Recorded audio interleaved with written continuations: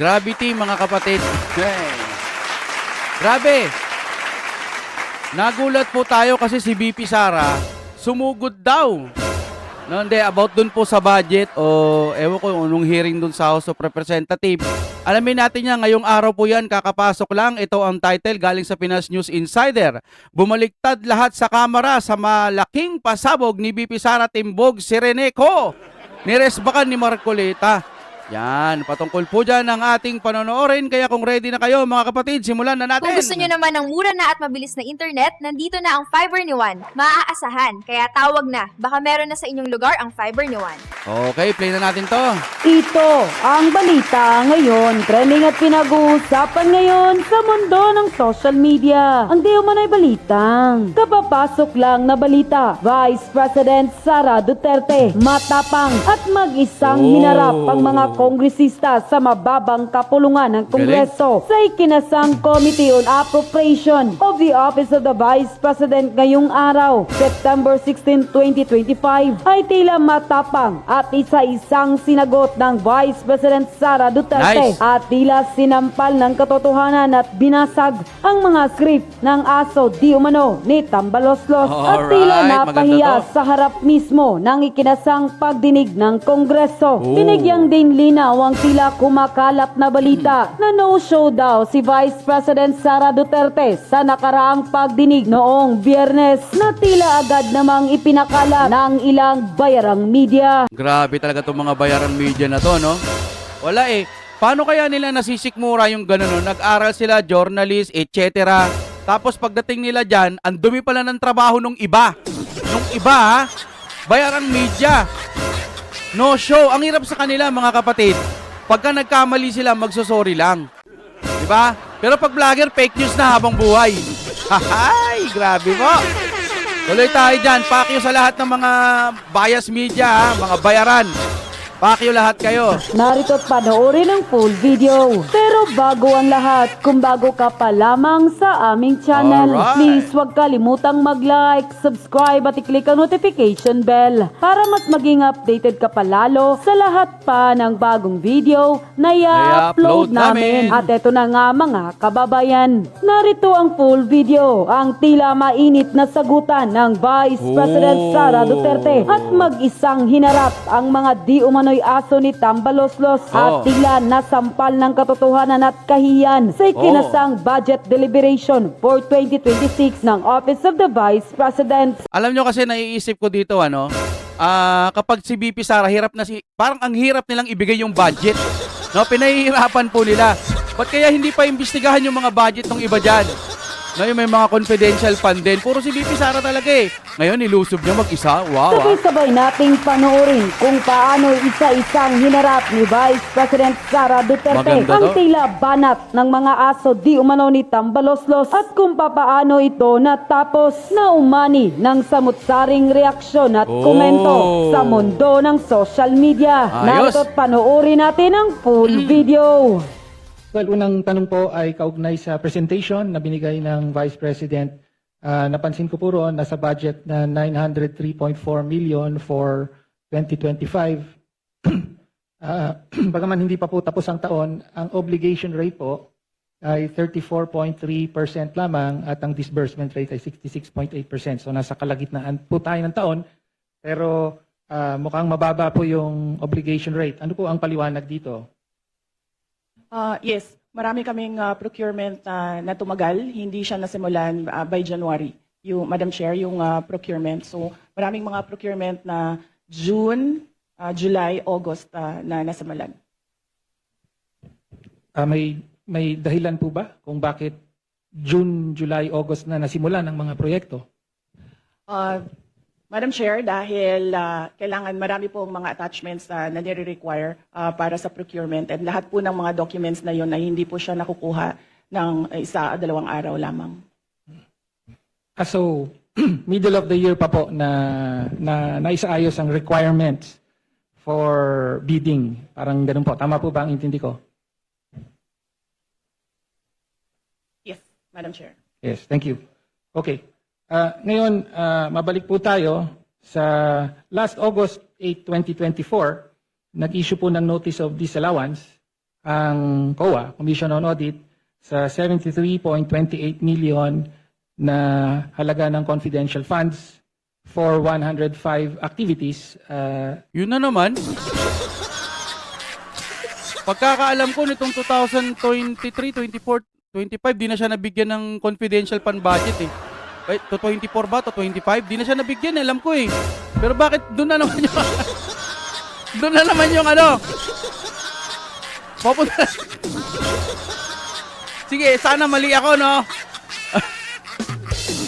Confidential fund na naman, putang ina yan. Tuloy tayo. Supposedly held by the Office of the Vice President from December 13 to December 31. Sabi ng... Anong year? 2023 ba? Kasi alam ko nung last na binigyan siya ng confidential budget, 2023 ba? 2022. Tapos, patapos na yung taon. December na. So, paano niya gagastusin yung budget ng dire-diretso? Ngayon, sabi nila, ginastos lang ng ilang araw. Kasi nga, December na binigay tapos pa January. So, eto na, Kengkoya na. Sige lang. Hindi, baka mali ako. COA ay wala raw accomplishment reports na naipakita or sinubmit ang Office of the Vice President para dito. Ayan na. At inaatas na o inuutos na ibalik ang pera ng Vice President ni Gina Acosta bilang Special Disbursing Officer at ni Julieta Villa del Rey bilang Chief Accountant. Mag-iisang taon na po, ayon sa Sabi na eh. Yun COA nga yun. rules ay may 6 months po para mag-appeal. Ano na po ang status ng Notice of Disallowance na ito? Madam Chair, I suggest that the congressman ask this during the hearing of the Commission on Audit. Okay. Madam Chair, I'm asking the question now from the Office of the Vice President. Maganda to ah. Madam Chair, this is a status of documents inside the Office of the Commission on Audit. So it has to be the Commission on Audit who will answer what is happening. Oo. Kasi to this confidential notice of fund. disallowance. Oo, tama. Nagsubmit po ba ng appeal ang Office of the Vice President sa Notice of Disallowance? Kung yung Congressman Tinio, kung ang notice of disallowance was rectified by COA, wala na po yun. Pero kung Dapat ang magpapaliwanag niyang COA. Sabi ko naman na sa inyo kasi nga confidential fund.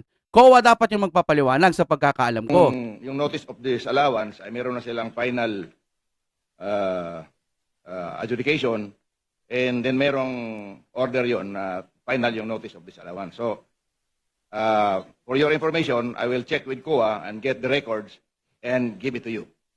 Thank you. Ganoon, Thank you, Chair. di ba? Well, next question po ay Next question. kaugnay po sa Notice of Disallowance. Ang sabi po kasi ng COA, December 30, yung mga 105 activities na inilunsad dun sa mga dinisilaw na activities, Oo nga kung gusto mong kumuha ng record, huwag kay BP Sara, doon nga sa COA. Kasi nga confidential fund. Pag confidential, hindi siya pwedeng magsalita na ipaliwanag na dati yun eh. Bakit yun hindi pwedeng magsalita? Pwede naman direkta sa kanya. Nasa rules po yun. COA po ang nasa record. Commission on Audit. Hindi BP Sara on Audit. ay nangyari between December 13 to December 31. And yet, sa mga nakaraang hearing ay napag-alaman po na December 20 pa po na ilabas ang SARO at na-withdraw yung 125 million. Kaya nga sinasabing nagastos ito in 11 days. Pansin nyo eto, kina-question nila yung mga ganyan. Pero yung mga bilyong-bilyong nawawala ngayon ng mga pondo na questionable kung bakit hanggang ngayon hindi nila maisagot. Puro sa contractor. Di ba? Pansin nyo, bilyon-bilyon yun. Ito milyon na ipaliwanag na nga ng COA to eh. Tapos ito binabalik nyo na naman. Okay, sige. From December 20 to December 31. So, Tuloy ang natin tanong lang po tuloy. natin, ano po ang paliwanag doon sa nakapamahagi na kayo ng mga sinasabing reward money noong December 13 pa lamang samantalang hindi pa po lumalabas ang... Okay, pansin nyo sabi, December. December, tama yung sinabi ko kanina, nilabas nila yung budget. Sa pagkakaalam ko, narinig ko rin kasi yon kay Sir Banat Bay. December na nila nilabas yung budget. Matatapos na yung taon. Kailangan po gumawa ng paraan si BP Sara para magastos ng tama yon bago matapos yung taon or something like that. Kaya nga si COA na magpapaliwanag. Ngayon itong mga to pinapalabas, bakit ganun lang kabilis? Buti sana kung binigay nyo yung budget, January pa lang hanggang December. Tapos January pa lang nung binigay yung budget, naubos na. Eh ngayon December na, kaya nga gumawa ng paraan si BP Sara eh. May mga record naman eh, kaya nga doon kayo sa COA magdadadakdak. Nag-hearing na po yun dati sa COA. Walang masamang tinapay si BP Sara. Bakit parang paulit-ulit tong mga to? Ayun lang ha, base lang mo sa opinion ko ha. Pera ng confidential funds. Pwede po bang may paliwanag yon? Madam Chair, this is the subject of an impeachment trial, and I would not like to discuss the defense for the impeachment trial. Ayun, putik yan. Hindi nila mautakan si BP Sara, oo nga, no? Kasi pag dumating yung time na sa next year, February, mag-i-impeach na, may mga depensa po si BP Sara para dyan. May mga pasabog siya na sinasabi niyang bloodbath talaga pagdating po ng hearing dyan. Ba't siya sasagot ngayon?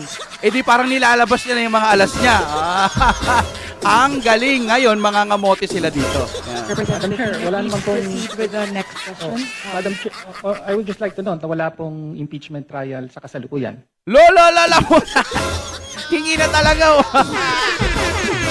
Darating kasi yon sa February, sigurado meron at meron pa rin. Gusto nyo nga papagsakin si BP Sara. Wala naman talaga. Eh kung isasagot niya yun doon, ano pang isasagot niya sa hearing?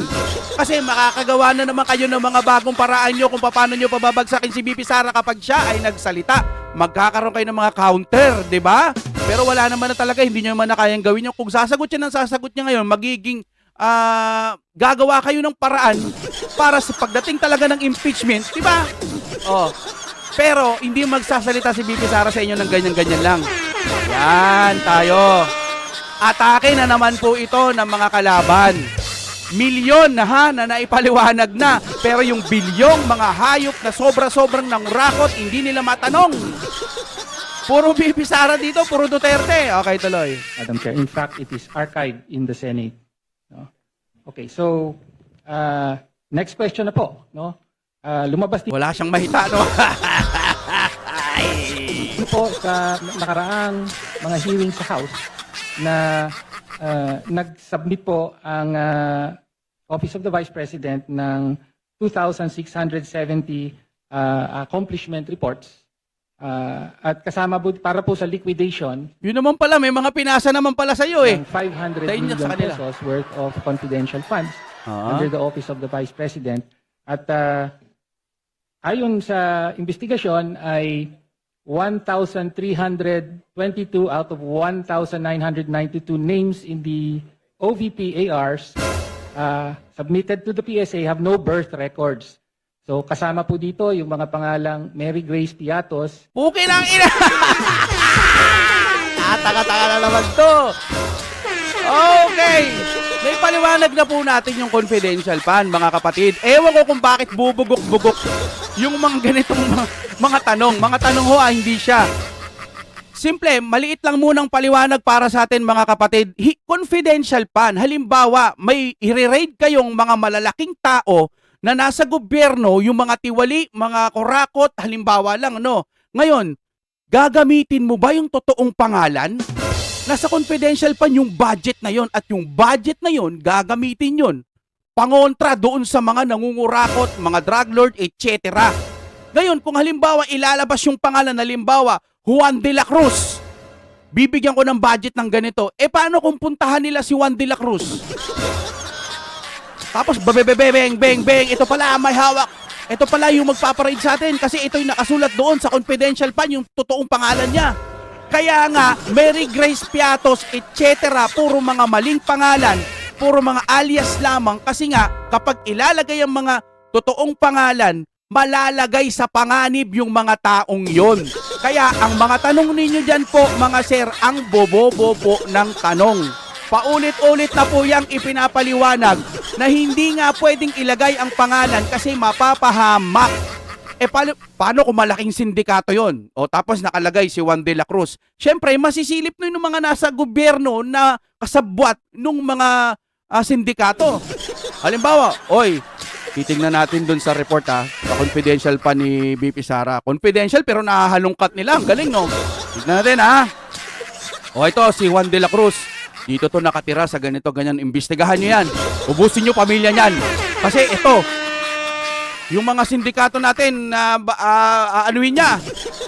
I-raid nila sa ganitong araw. Ganito, ganyan. Di wala na. Wala na si Juan de la Cruz. Kaya nga nilagay si Mary Grace Piatos, si ganitong Piatos, at kung ano-anong mga alias lang para hindi nyo malocate kung sino man po yung mga babanat doon sa mga illegal. Ang kikitid po ng pag-iisip ninyo dyan sa mga Mary Grace Piatos, ang tatalino ng pag-iisip ninyo, pero yung mga tanong ninyo, pangbugok.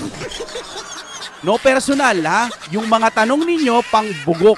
Okay? Hindi rin ako matalino, pero nag-search lang din ako. Sana nga mali yung sinasabi ko. Di ba? Tuloy tayo. Fernando Tempura, meron pang shell joke, no? Kindly wind up your... Again, pwede po bang mapaliwanag ng Vice President Ibig sabihin hanggang ngayon, ganun pa rin? Bobo pa rin yung tanungan? Bobo pa rin? Ay, putik na yan, anak ng tuto. Nakakahiya to, putang ina yan. Nakakahiya tong ganitong tanong. kung bakit ganon ang sinabit at bakit walang supporting documents ang mga Pag nilagay mo yung supported documents, hindi na malulocate na kung sino yung mga yon. Hala, putik niyan. Grabe to. Garapalan. Alam mo kung mahina mag-isip yung isang tao? Mahina siya mag-isip? Tapos, oo nga, bakit Piatos? Bakit ganyan? Kurakot talaga si BP Sara. Ay, naka. Pasalamat ako sa mga subscriber ko dahil matatalino. Mali ang tanong mo. Tingnan natin sagot ni BP Sara, no? accomplishment reports na ito. Madam Chair, again, first, if the committee would like to ask how the Commission on Audit conducts its audit, I request that all the questions be propounded during the hearing of the Commission on Audit. Second, the subject confidential funds is a matter in impeachment proceeding, which is archived. Ayaw niya rin sagutin na ganun. Kasi nasagot na yan eh. Noon pa eh. Ayaw niyang sabihin kasi nga, itong mga to, pwede niyang ilatag panlaban sa kanya kapag siya ay mai-impeach. Pwede niyang ilatag lahat. Yung ngayon, ayaw niyang itapik dito. Kasi ang usapan dito patungkol sa magiging budget ata ng 2026. Pero itong mga bugok na tanong nila, walang ginawa kundi magtanong ng katangahan. But there is a pending motion for reconsideration in the Supreme Court. I cannot discuss defense strategy. Tama? Number 3, I cannot discuss intelligence operations. Ayun yun, intelligence operation. I cannot explain how intelligence operations are done without compromising national security. Nice. Thank you. Grabe. Ano kaya ang sagot nila, no? Baka di nyo pa rin nila naiintindihan yun. Putik niyan. Ang linaw-linaw na. Madam Chair, my next question. Wala na. Next question na. Hindi mo na naiintindihan. Wala, kamote itong mga to, mga kapatid. Nandito na nakakambot tayo lahat tayong oras. Wala, kamote itong mga to. Mga kapatid, kung bakit lagi ko sinasabing i-like po natin ng video, ikalat po natin na wag nang maupo yung mga katulad ng mga ganito kasi nga po nasisira ang Pilipinas nating mahal. Mga tanong na mga ano ba tawag dito? Pang brainwash lalo na sa mga kabataan natin bago pa lang silang boboto. Mga sariwa pa ang kanilang pag-iisip at baka iisipin nila, uy, oo nga no, bakit yung confidential pa ni Bibi Sara, ganun yung mga pangalan. Yan. Yung mga baby nating mga botante. Kapag nga ganito ang maririnig ninyo, magiging tatanga-tanga kayo, pero makinig po kayo sa mga ibang vlogger. Makinig kayo sa mga sinasabi ng mga kababayan po nating totoong sumusuporta sa mga Duterte. Hindi po masama ang mga Duterte. Kinakalaban kasi nila yung mga sindikato. At yung mga sindikato, gumagawa sila ng paraan para siraan ng mga Duterte. Napakalinaw po. Sa mga tanong nito, parang tatanga-tanga lang yung mga tanong. No hate ako, sir. No hate ako Hindi kita sa personal na buhay siguro mabait kang tao, mahal mo mga anak mo, may puso ka naman. Hindi ko alam kung ginagamit ka lang din. Hindi naman din ako matalino. Ako'y nakikinig lang din araw-araw, base lang ito sa mga napapanood ko, kaya ito ang opinion ko. Para sa akin, puro kabobohan yung mga tanong dyan. Oh my God, we'll be back again.